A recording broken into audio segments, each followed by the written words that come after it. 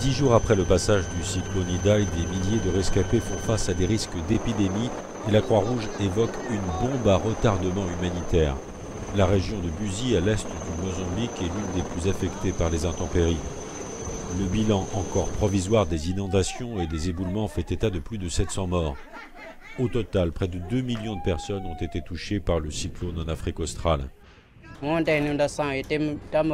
Depuis les inondations, nous vivons sur cette terrasse. Nous n'avons rien à manger. Nous avons très faim et n'avons nulle part où vivre.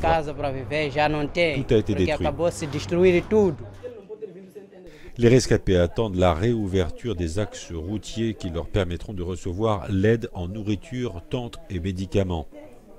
Les inondations ont détruit 500 000 hectares de récoltes et les Nations Unies ont lancé un appel pour rassembler 280 millions de dollars pour venir en aide au Mozambique.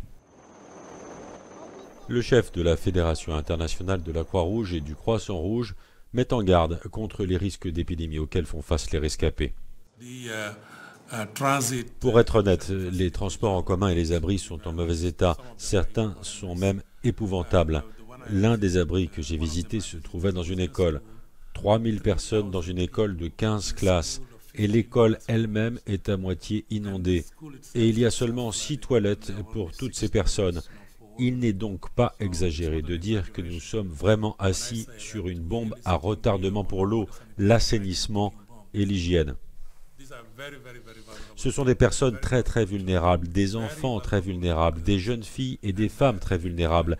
Si nous ne faisons rien, alors nous ne devrions pas être surpris et ensuite nous désoler de ce qui s'est passé.